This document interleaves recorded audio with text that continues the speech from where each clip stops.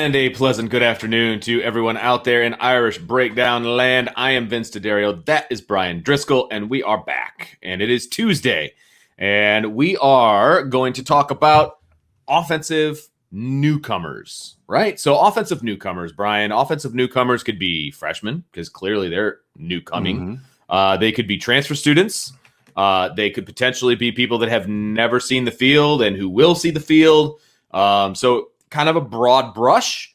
And in full disclosure, we were going to do a newcomer show and we were going to do a freshman show. But we looked at the calendar and we're like, running out of days. We're running out of days. So we kind of combined it all, and it's just offensive newcomers, and it covers everybody. So we put our heads together. We came up with a list, and I think it's a pretty good list. So we're going to kind of run through it, see what everybody thinks. And then, of course, we will get to your questions and comments and all that fun stuff. So really looking forward to today's show, Brian. Yeah, no question. And, we thought about adding redshirt freshmen in there, but we're going to have a sophomore show coming up here soon, sort of like sophomore surge kind of guy. Sophomores that we expect to kind of break out that we haven't already talked a lot about. So, and look, the interesting thing with this group of newcomers is there's not necessarily a lot of spots open where there aren't returners, meaning whether they're returners that are starters or returners or guys that were in the two deep, so these freshmen, these transfers, they're going to make an impact. They have to beat people out. And, sure. And that's the thing where maybe part of the reason why I'm a little bit more optimistic about this offense than maybe I should be. I had a friend of mine the other day that was telling me, hey, I think you're being too optimistic about the offense and, new quarterback, new O-line, receivers. And I'm like, yeah, I see it a little bit differently. And maybe it's just me trying to turn over a new optimistic leaf or something, but I just think that there's a lot more talent that's returning, but I also have a lot of confidence in the the incoming freshman offensive class.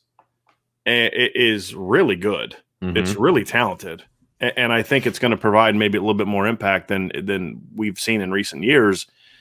Maybe that's wishful thinking. Probably is wishful thinking, but that's where I'm coming from on this topic. No, I hear you. And I have had very similar conversations with people as well about I'll say it, enthusiasm about what this offense could be. And, and I've read in a couple of those preseason magazines and things of that nature, people are very hesitant to get excited about this offense. And that is where a lot of question marks arise for a lot of people is with the offense. And when you say there's 4 out of 5 offensive linemen that are going to be replaced, when there's a new quarterback, when the top receivers are gone and you got to replace those, like on paper, okay, yeah, they've got a lot to replace, but at the same time, I'm very confident in those replacements and who we think are going to be those replacements. And specifically when you break down the offensive line, I'm going off on a little bit of a tangent here, but when you break down the offensive line, the guys that are now going to be starting have starts under their belts. I mean, it's not like they're just picking these guys up off the scrap heap and throwing them into the game, right? I mean, so right. I do have confidence in what the offense can become. And on top of that, what we saw in the spring from a philosophical standpoint gets me excited too. So when you plug in some of these newcomers, I think that this offense could be pretty darn good. So let's jump right into this thing, into the deep end, Brian, because the deep end is always the quarterback, in my opinion. Everybody's got an opinion about the quarterback. There is a newcomer in that room. His name is Jack Coan. There's a couple. That's a very good point. There is a couple. But the first one we're going to talk about is the transfer Jack Coan from Wisconsin. He is the definition of a newcomer since he has not been with this Notre Dame program. But up to this point, I've been fairly impressed, and I fully intend him to be the starting quarterback on September 5th down in Tallahassee. Apologies, I'm a little under the weather today, so I'm just having fits of coughing that just kind of come out of nowhere. So I do apologize for that. Look, Vince, when I look at Jack Coan, I was having this conversation with a friend of mine, longtime friend of mine, very smart guy, very savvy, astute football guy as well. He made the comment, he's like, Notre Dame, he's talking about my optimism for the season. He says, Notre Dame has a new starter quarterback. And I said, well, technically he's a new starter because he's never started at Notre Dame. But I kind of think we don't talk enough about the fact that we're talking about a guy that has started almost 20 games in his career. Mm-hmm. We're talking about a guy that led a team with mediocre talent outside of the running back, who was a stud, to 10 wins, Rose Bowl, their 3 losses that year, 3 of their 4 losses, 2 to Ohio State, who was a playoff team that took Clemson down to the wire. The other was in the Rose Bowl by a point to Oregon and Justin Herbert, who this past year was the NFL Rookie of the Year. You know, he went on the road, beat a top 10 Minnesota team. And when I say top 10, they were top 10 at the time, and they finished in the top 10. Yeah, exactly. You know, and he played phenomenal that game. You know, he's the guy that smacked Michigan 35-14 the same year that Michigan beat Notre Dame, 45-14, right? So, and this is a kid that when you look at his numbers, he completed almost 70% of his passes. Prior to that, the last quarterback to sniff that mark was a guy named Russell Wilson. I'm not sure if you've heard of him. He plays quarterback for the Seahawks. Has got a ringer. See, you know? It's out there on the West Coast, man. So I don't follow. So him. You know, then my response I got yesterday was, well, you know, they didn't score a lot at Wisconsin. I'm like, well, Wisconsin never scores a lot. I'm like, but in 2019 they scored over 34 points a game, which by the way is almost 2 points higher than what Notre Dame scored this past year. And number 2, it was significant. It was almost 10 points higher than what they scored the year after he left in 2020 without him. And it was about 5 or 6 points higher than what it was the year before he took over. The last time they scored more points than what they scored in 2019 with him at quarterback was 2014. So you just look at all the numbers and you're saying that was the best offense at Wisconsin. Now, was he the primary reason? No, Jonathan Taylor was. I mean, we're going to be honest about it. But they had Jonathan Taylor the year before that too. And the point is he provided some ability to throw the football that really made that offense different that year. And they didn't have great weapons at receiver. So you look at what he's done. I just don't understand why there's this lack of excitement about what he could do. And I think part of it is I have a really good friend of mine that I've talked over the years, and he has this problem where he watches a kid do something on film and he assumes that's the only thing the kid can do. So he'll watch a kid on high school film and say, well, you know, the kid doesn't really, you know, the offensive line, he's not a really good pass blocker. Well, you don't see him pass block. So how do you know? But he just assumes that the kid can't pass block because that's not what's on his highlights. Or, you know, he doesn't really catch deep balls. Well, that's just the offense he plays in. You don't, you know what I mean? And I feel with Jack Coan, people say, well, you know, you just look at that offense and this is what he was asked to do. And so that's all he can do. Well, no, that's what he was asked to do. That doesn't mean that's all he can do. And talking to sources, one of the biggest surprises that Notre Dame coaches had about Jack Coan, and it fits to this. And so my point is, in defense of fans who maybe aren't excited about Jack Coan, even coaches that you know, the people, from what I'm told, even the coaches of Notre Dame were surprised at how strong his arm was. So these are professional people that get paid really well to evaluate talent, including the head coach who recruited him millions to of come, dollars, right? Who also, you know, has we know Kelly's track record. So, you know, Brian Kelly, you look at the quarterbacks he's worked with in recent years, you know. So even Brian Kelly and Tommy Rees and the offensive staff were a little surprised by his arm strength because of what Wisconsin asked him to do and didn't ask him to do. And so, you know, that's part of the reason when I broke down the film, I'm like, you only see like 5 or 6 examples, but you're like, okay, like that's a little something. Like they should have asked. But then you look at Wisconsin's offense and say that's just not who they are. Right. So that's really where I come from. Taylor. Yeah. I mean, it was right. Just, yeah. Right. Yeah. That's where I come from in saying that's where a lot of my optimism comes from is. And then there's the final piece of this is, well, he's not mobile. Again, that's more of what they asked him to do at Wisconsin. This is a kid that was committed to Notre Dame in lacrosse. Last I checked, Notre Dame's lacrosse program was pretty flipping good, right? Yeah. So This is a kid that had committed to Notre Dame as lacrosse. He's not Ian Book as a runner, but he's not a Jimmy Clausen either, right? And so I don't think that's going to necessarily be an issue too. Now there are parts of his game that need to be cleaned up, Vince, but this is why I'm a big reason why I'm optimistic is this isn't your typical newcomer or first year starter or quarterback that we're used to seeing. Well, and when you look at his film, I think that what gets me excited, and I've said this in the past, is that he will go through his reads. And the whole point of RPOs and the offense that we believe that they are going to be running is you need to stand there, you need to go through your reads, whether it's a handoff, whether it's a pass, whether if it is a called pass play, he operates from the pocket. He will go through his reads and he will throw it to the open man. Mm-hmm. Okay. And we haven't seen that in a little while. We just haven't. Look, Ian Book was not comfortable in the pocket. Right. That's all I'm going to say because it's true. Okay. Say what you want. He just wasn't comfortable. Right. Okay. And so you're not going to see, I don't believe, Jack Coan bailing too early from the pocket. He's going to stand in there. He is going to be, and I hate to use this as an example, but it's an example that everybody has seen. Everybody talks about Tom Brady and how he's a statue in the pocket, but his feet in the pocket are some of the best of all time. Right. In the pocket. Right? Now, you don't want him out there running because he looks like an old man running the ball, right? He looked like an old man running the ball when he was a rookie. That's what I'm saying. Like when they flash back to his 40-yard dash at the combine, I feel like right now I could win. I could beat that time, right? So what I am saying is his feet in the pocket are excellent, stepping up, right. Shuffling to the side, things of that nature. That's what you're going to see from Jack Coan. He's good in the pocket, okay? Again, he's athletic enough where if he has to, he can get some yards for you, outside the pocket if things break down, things of that nature. He's going to be a guy that on 3rd and 4, you run a read zone, the backside collapses, he pulls and runs it for 6 yards and slides. Absolutely. Or it's 3rd and 7 and you drop 8 and the pass rush doesn't keep its, contain lanes and he steps up and runs for 9 yards and slides. He can do that. Right. Yeah. And so but what he's not going to give you, the trade-off to all that is he's not going to give you those plays like we saw from Ian Book last year where he would scramble around, find Kyron Williams open down the field. Those kind of things you're not going to have.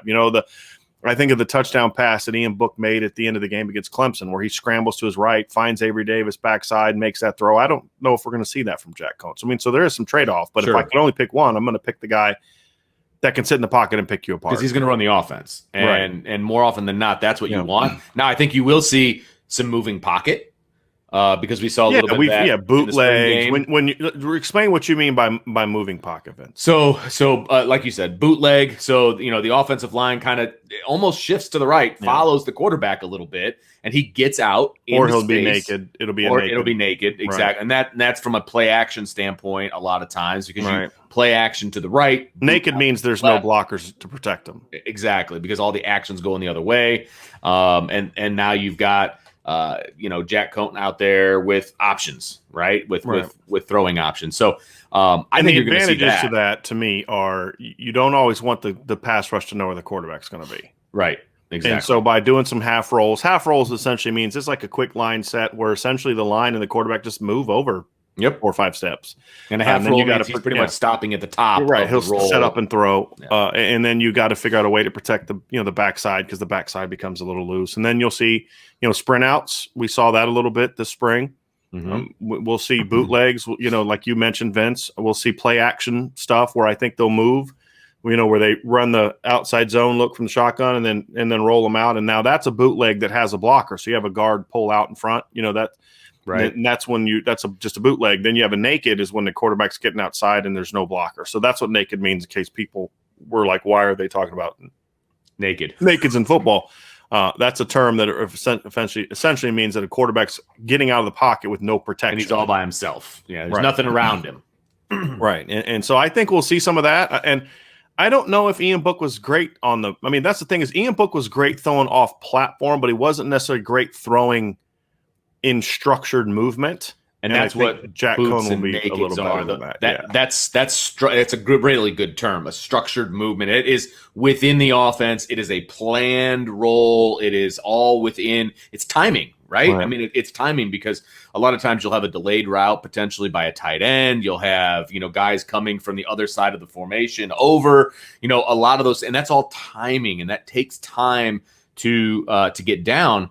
But you're right. It's within the structure of the offense. And I do believe he's athletic enough to do that.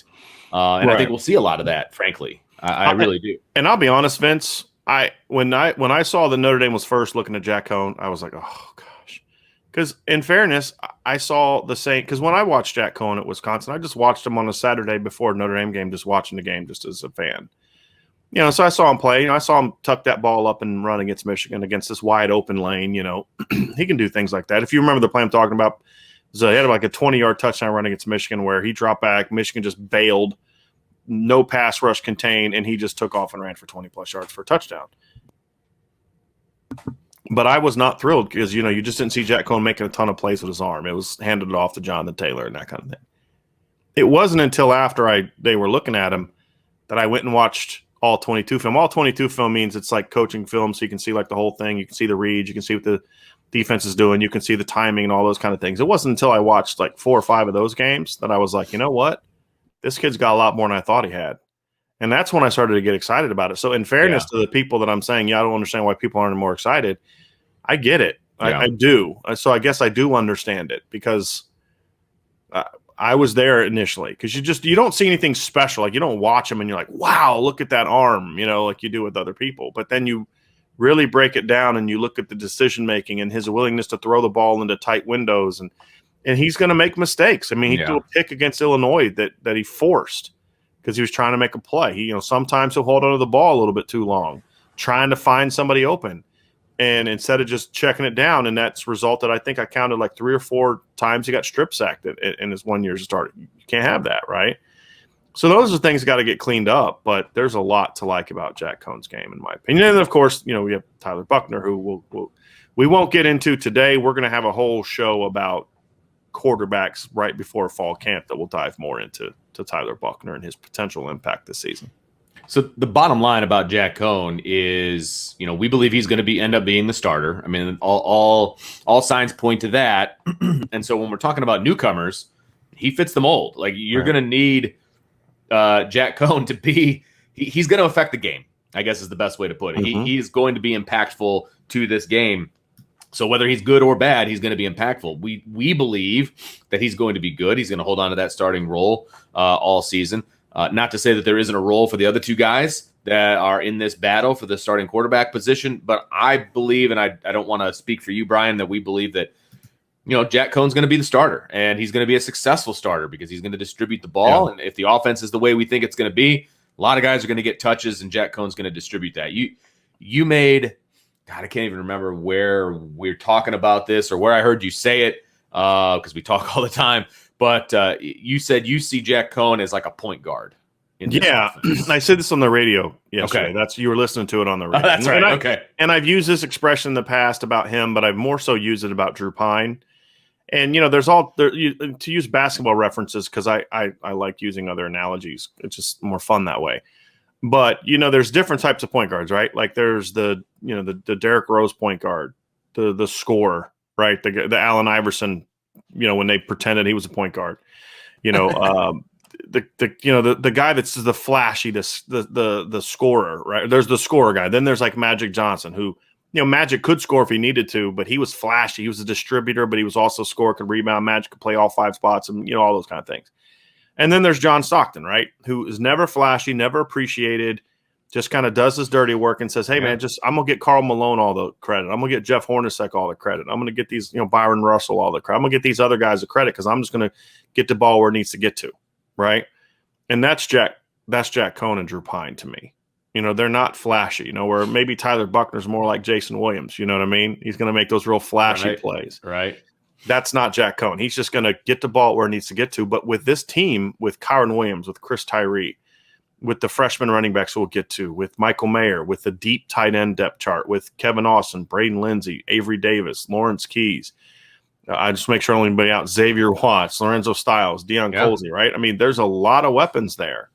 And because of the youth that they have, or not youth, because of some of the lack of proven production that those positions have, it's even more imperative that you have a point guard quarterback that says, hey, you just worry about your job. I'll get you the ball if you're open. I'll get you the ball if the read takes me there. You do your job, and I'll get you the football.